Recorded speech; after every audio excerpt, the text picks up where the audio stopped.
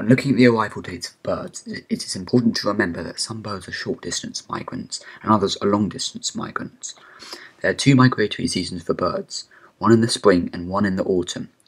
According to a study of migration timing change, the first arrival dates have been getting earlier each year, with certain species arriving much earlier than the mean average, such as a ruby-crowned kinglet. The change is not bad for most species. In fact, the averages are as follows. Short-distance migrants increase at about 3.9 days per decade, and long-distance migrants increase at about 2 days per decade. The rate of early arrival of the short-distance migrants is almost twice as fast as the long-distance migrants. The reason for this drastic difference in short-distance migrant arrival dates and long-distance migrant arrival dates in the US is because birds that winter in the southern USA are affected more directly by the passage of cold fronts that bring colder weather to the northeast United States during the spring. Consequently, they can move gradually northward in response to favourable conditions. Short-distance migrants arrive much earlier in comparison with long-distance migrants, and often nearly 3 times as early. This includes the gold-winged warbler, whose range has moved 100 miles north just in the past 2 decades.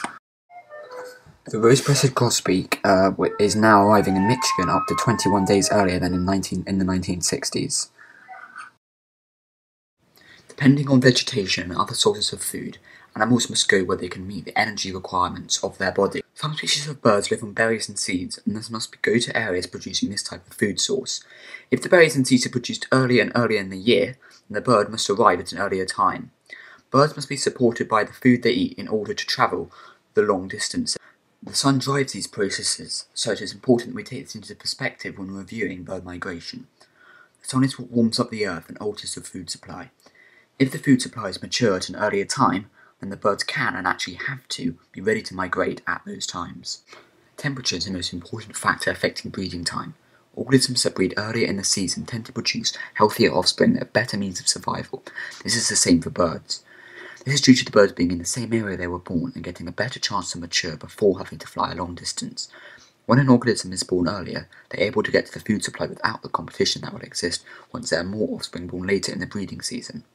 Food supply is usually not a problem, as if the temperature is increased for the birds enough to migrate, then the food should be ready for them. The main determinant of spring migration is the temperature and food source, as birds cannot migrate to another area if there is no food. However, in the autumn, the reproductive season is another factor. A bird cannot migrate if breeding is not complete. When the reproductive season is over, the birds are able to migrate. Of course, with birds laying eggs earlier in the spring, and their reproductive periods coming to an end earlier in the autumn and can leave earlier. This results in higher survival rates of birds. There is definitely a change occurring for birds. Many birds' arrival times are somewhat different than they were a decade ago. Short-distance migrants are arriving much earlier than before, and at a rate of 2 times the increase of long-distance migrants. Habitats have to be ready to support the earlier arrivals, and in most cases this is not a problem. If it is warmer, then the processes of food quality can and will most likely be increased, and thus be able to support the incoming birds. The reproduction period is starting earlier in the year due to the earlier incoming of warmer weather.